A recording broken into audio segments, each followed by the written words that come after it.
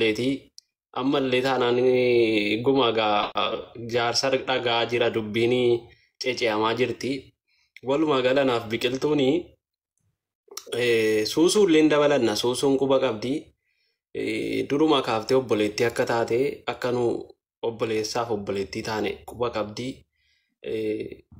Isii caalatti immoo biqiltuun ragaanuuf ba'uu dandeessi nama akkamii akka taane. Utuu maammeedhumaan immoo walitti hin dhufiin yeroo doktora sana viidiyoon baay'een deddeemaa ture akkan anaaf isiin obbolaa taane utuu isiin maammee walitti hin dhufiin dubbataa turre garuu namni nu namanne maaliifi jaalalli obboleessaaf obboleettii al tokko tokko hiriyaa godhata obboleettii godhata haadha godhata waan hunda godhata obboleettii ofii dubbatu wajjin deemu wajjin kanaaf namni gara biraatti shakkuu danda'a. Isa kana biqiltuudhumarraa utuu gaafatanii asitti naa liqimfamu guma asitti naa liqimsamaan jiruun hawaa naa liqimsamaan jiruun annaa liqimsamu karaa haasoftu ati seddeesiin galleetti akka qabxiitti lafa kaatti naa dhiyeessita yaadicha tariyyoo wal saamne mataa wal dhukkubsina waan ta'eef. Biqiltuun qorataadhaan jaalala wal gaafannee qorataan lafatti nagatee naani maammee bira dhaqe yoo jette anatu jaarsa biratti jaarsa keessatti itti gaafatama fudhatee waan barbaachisaa ta'u isin kiisaa jechuudha. Kanaaf biqiltuurraa deebii isa angatuuf dhiisuu an jaalala isa kaan jaallachuu sii gaafadha. Gara maammee kee dhumeera barra calm down biqiltuutti nu darbaa.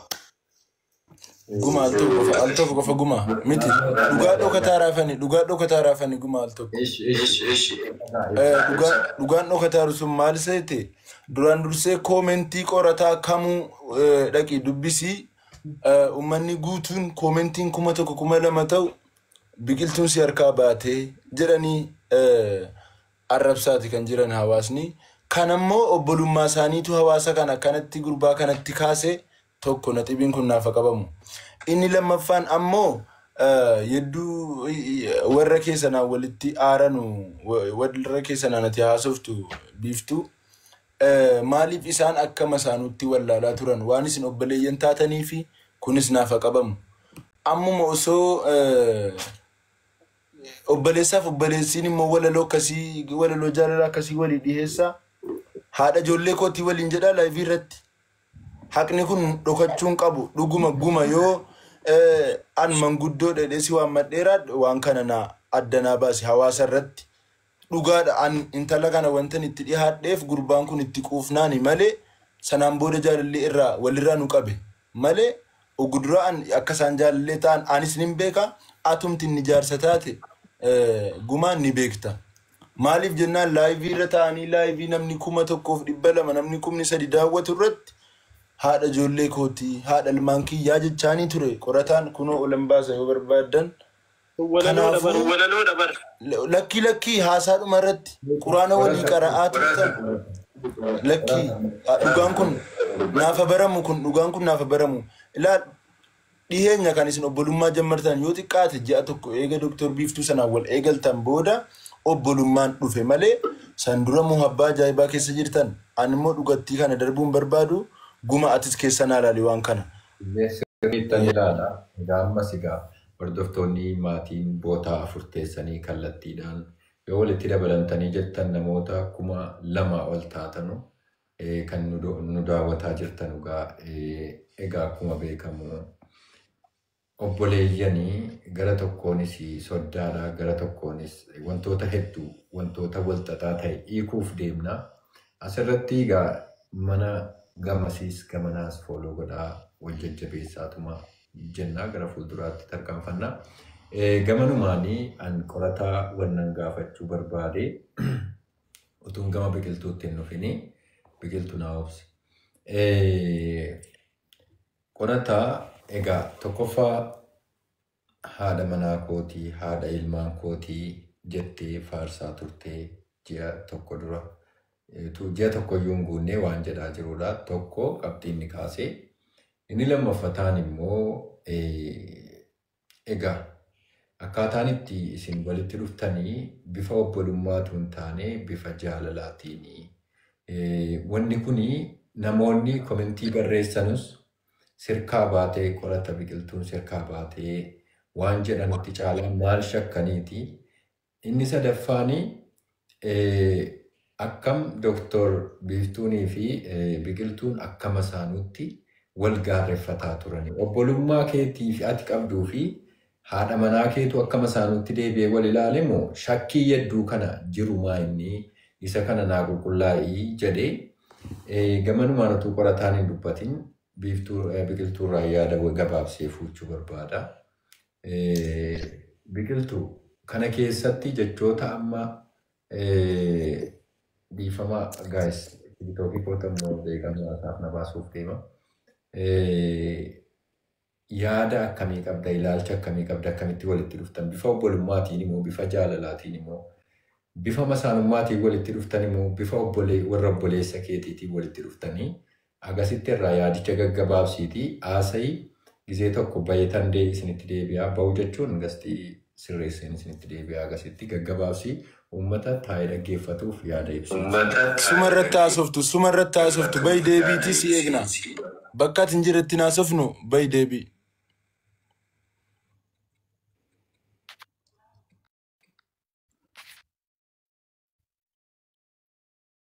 Bifama guddaa.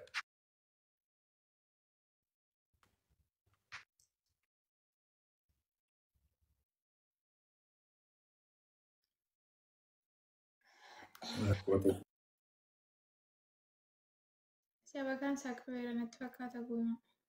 Okooti. La, in sirreeffataa rabar.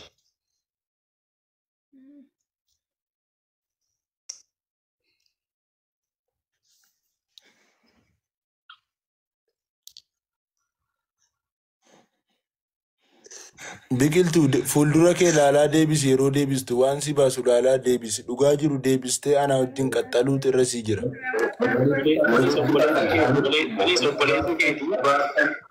Na baaftanii walitti kakattu moosin. Maal wanti isaa? Biqiltuu mana kee asabaa deebisi gaafii gumaan sii gaafatu mana kee asabaa.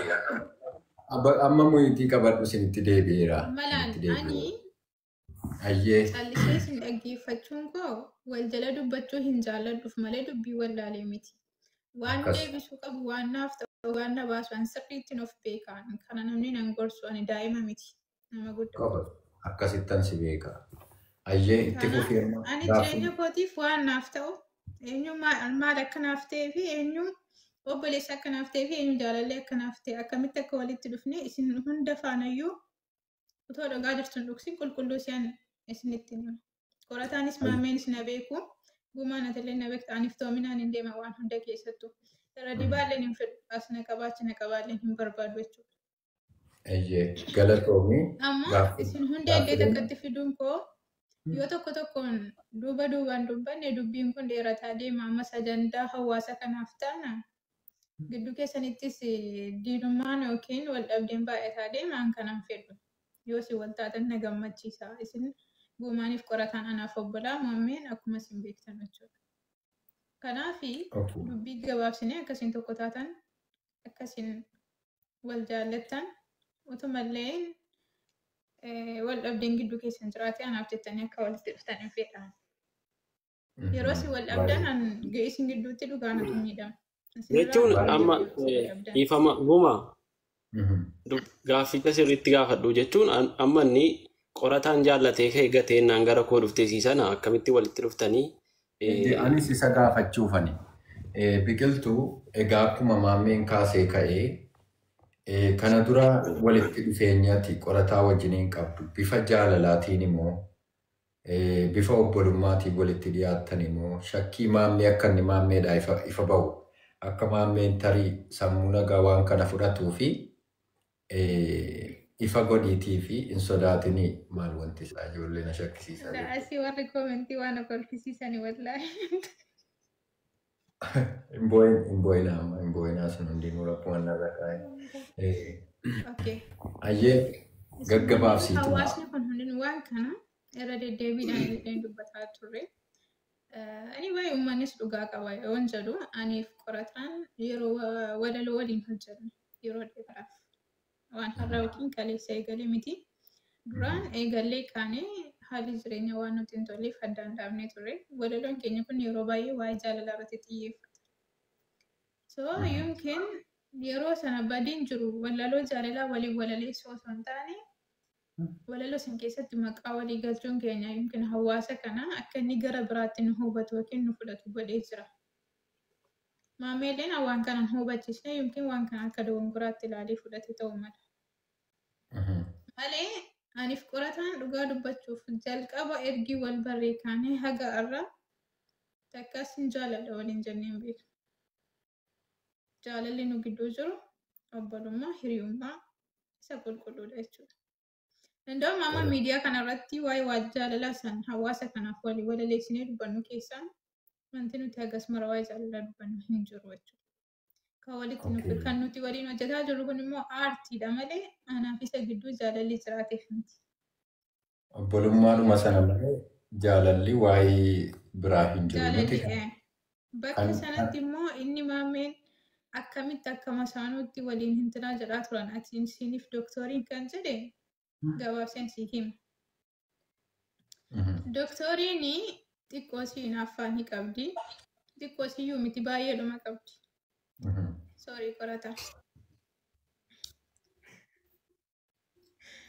Jechuun dhugaa jirtu dubbanna waan taate. Dooktorii dhiiseera waan ta'eef hin sodaatin. Somaalee jammareera waan ta'eef hin sodaatin dubbadhu waan jiru. No. Guma ammas murtiin diigaa jira. Obboleettiin aladana baasuun murtiin diigaadha jechuun seerri eegamuu qaba. Maammee hamma haqa eegaa dubbannaa hin dubbatin maammeeti. Hin dubbatin kun waan biraa keessa nu galcha waan ta'eef. Ayyee dubbadhu ati egaa gama biqiltuutti yoo nufu tarii waa'ee bultii isaarraa kaafteeti akkaataa hinaaffaa dooktor sanaa irraa waa kaaftee jirta meesa sanatti xumuradhu.